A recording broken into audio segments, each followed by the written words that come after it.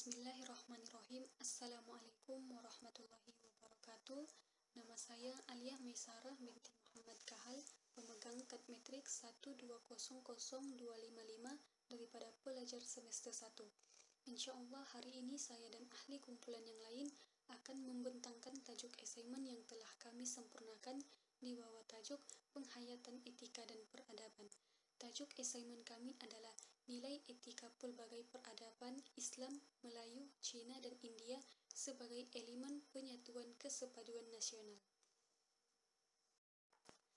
Seterusnya, pengenalan kepada definisi perpaduan nasional. Oke, apa itu perpaduan nasional?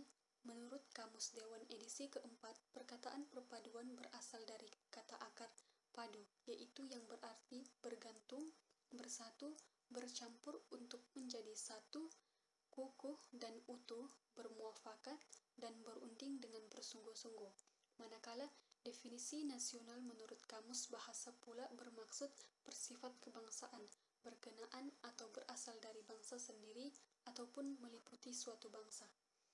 Secara amnya, perpaduan nasional merujuk kepada penyatuan berbagai-bagai kelompok yang mempunyai latar belakang sosial dan kebudayaan yang berbeza, namun menjadi satu entiti fisikal. Penyatuan ini lebih merupakan penyatuan yang terbentuk zahir dan luaran.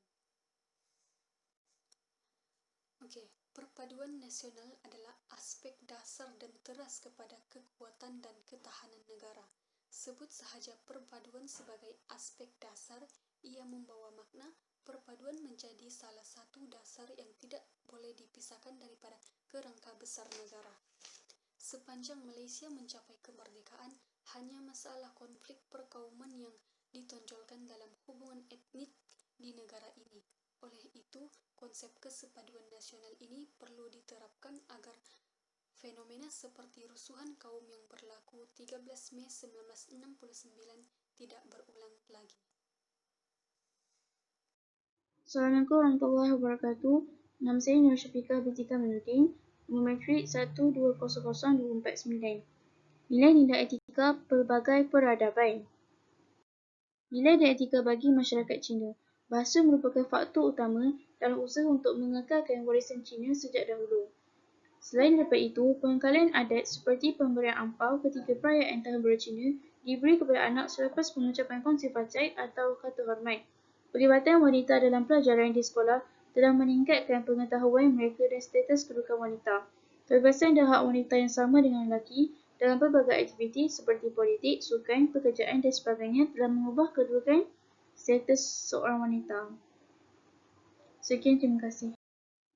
Nilai dan etika bagi masyarakat Melayu. Dalam masyarakat Melayu, ciri-ciri Islam menjadi asas kelakuan, tindakan, bentuk hubungan, intisari nilai, sikap dan pandangan. Nilai dalam masyarakat Melayu mempunyai hubungan tiga penjuru, iaitu hubungan manusia dengan Tuhan, hubungan manusia dengan manusia, hubungan manusia dengan alam. Nilai hidup orang Melayu bersandarkan Al-Quran dan Hadis. Orang Melayu juga memandang berat terhadap nilai berbahasa. Selain daripada itu, masyarakat Melayu mementingkan nilai menghormati orang lain. Wan Nur Syahdah binti Wan Ismail, nombor metrik 1200252.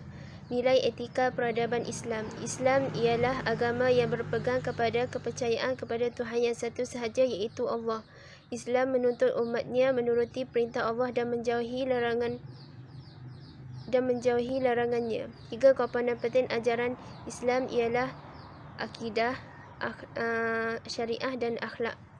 Dua sumber utama agama Islam yang menjadi rujukan kepada umat Islam ialah Al-Quran yang merupakan kalam Allah yang diturunkan kepada Rasulullah SAW. Sumber kedua As-Sunnah yang merangkumi ucapan pengakuan iaitu takrir serta sifat-sifat Rasulullah SAW. Antara nilai-nilai yang ditekankan ialah kepercayaan kepada Tuhan, hormat menghormati sesama manusia, amanah, bersyukur dengan alam. Nilai etika peradaban India. India merupakan tamadun yang tertua di dunia. Terdapat dua benua yang didiami oleh masyarakat India, iaitu utara dan selatan. Mereka mempunyai pandangan semesta yang berbeza dari segi budaya, kepercayaan dan bahasa. India menekankan perpaduan dalam kepelbagaian dan cara hidup mereka. nilai untuk membentuk seorang individu, memupuk semangat persaudaraan, menggalakkan sifat bertanggungjawab dan mewujudkan keharmonian.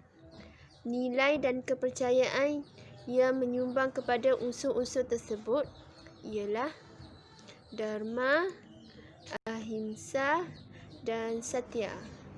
Bismillahirrahmanirrahim. Nama saya Hasbur Rahman bin Muhammad Rozali, nombor matrik 1200247.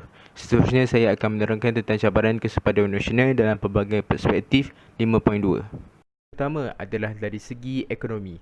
Kesan dasar pecah dan perintah yang dilakukan oleh pihak British dapat kita lihat sehingga kini, di mana kaum-kaum negara kita diasingkan mengikut ekonomi yang dijalankan dan secara tidak langsung telah menyebabkan hubungan antara kaum bertambah renggang.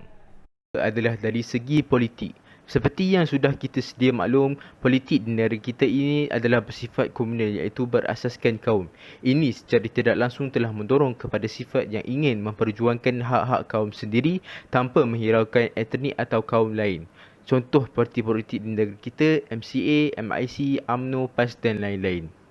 Dari segi keagamaan dan kebudayaan, rakyat Malaysia yang hanya hidup di dalam lingkungan budaya kaum sendiri sahaja menjadikan mereka selesa untuk tinggal di dalam komuniti yang hanya terdiri daripada etnik mereka sahaja. Ini yang menyebabkan setiap kaum dan etnik mempunyai pandangan nilai terhadap agama dan budaya yang berbeza kerana pergaulan mereka adalah terhad. Sekian. Assalamualaikum warahmatullahi wabarakatuh. Nama Nur Syahira binti Hasbullah. Nama matrik 1200251. Hari ini saya akan berkongsi mengenai kepentingan menjaga kesatuan nasional. Di sini ada 3 poin. Yang pertama ialah keharmonian. Kita harus menjaga keharmonian negara supaya negara kita tidak akan berlaku perbalahan sesama sendiri. Yang kedua ialah kestabilan politik.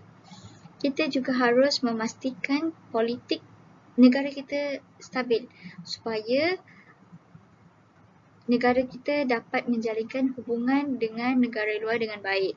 Yang ketiga ialah meningkatkan imej negara. Kita harus menjaga nama supaya kita dapat meningkatkan imej negara kita. Sekian, terima kasih. Nama saya Nurpati Natasha binti Bahari, nombor matrik 1200254. Okey, kali ini saya akan menerangkan tentang langkah-langkah yang perlu diambil untuk menerapkan nilai dan etika dalam kalangan masyarakat di Malaysia. Yang pertama iaitu penyerapan rukun negara. Seperti yang kita tahu, rukun negara ini adalah ideologi yang dibentuk untuk mencapai perpaduan. Jika kita lihat daripada prinsip rukun negara yang pertama iaitu kepercayaan kepada Tuhan, ia adalah prinsip untuk membentuk pemikiran yang luhur dan membentuk jati diri dalam kalangan masyarakat.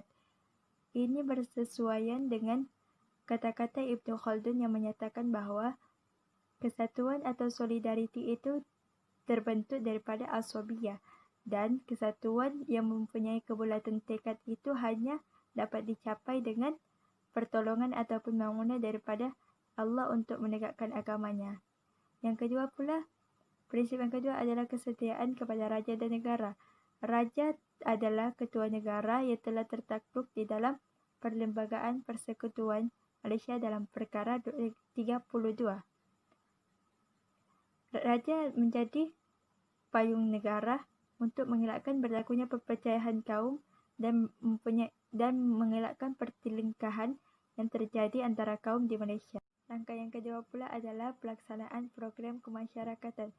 Pelaksanaan ini adalah sejajar dengan dasar kebudayaan negara yang menjadi panduan untuk melaksanakan program-program yang melibatkan beberapa kaum di Malaysia. Seperti yang kita lihat dalam dasar kebudayaan negara, terdapatnya wujud kerukunan tetangga, program bulan kemerdekaan dan amalan rumah terbuka. Jika kita lihat daripada amalan rumah terbuka, ia tidak melibatkan hanya beberapa kaum, tetapi ia melibatkan juga beberapa agama. Jadi daripada amalan rumah terbuka ini sudah tentulah membuka mata kepada orang yang bukan Islam tentang ajaran agama Islam yang menyatakan bahawa seseorang Muslim itu perlu berbuat baik kepada orang lain. Jadi daripada program-program yang dilaksanakan ini sudah pastinya lah membentuk nilai-nilai dalam diri masyarakat, iaitu nilai kerjasama, toleransi serta tolong-menolong.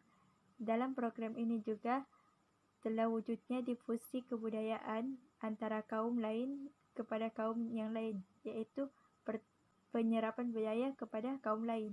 Seperti yang kita lihat bahawa baju kurung bukan hanya digunakan oleh orang Melayu, tetapi ia juga telah digunakan secara meluas oleh kaum lain seperti Cina dan India. Sudah pastilah kita lihat bahawa langkah-langkah ini membentuk kesepaduan nasional sehingga dapat mencapai kepada perpaduan. Sekian, terima kasih. Assalamualaikum warahmatullahi wabarakatuh. Saya Siti Nur Syairah binti Zaidi, nombor matrik 1200250. Kesimpulan nilai dan etika pelbagai peradaban dalam kesepaduan nasional.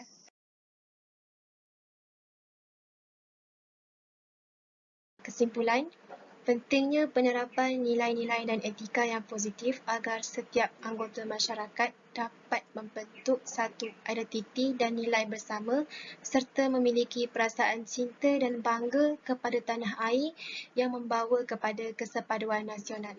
Seterusnya, jangan kita melakukan perkara yang dapat meruntuhkan kesepaduan nasional dengan membiarkan kesepaduan kita sebagai sebuah negara dan bangsa merapuh dan meluntur kerana kepentingan diri sendiri maupun kepentingan agama ataupun budaya masing-masing. Akhir sekali, penghayatan nilai-nilai dan etika oleh masyarakat majmuk perlu diteruskan dan dipupuk supaya ia dapat diamalkan bagi membendung serta mengatasi masalah gejala sosial dalam masyarakat hari ini. Terima kasih.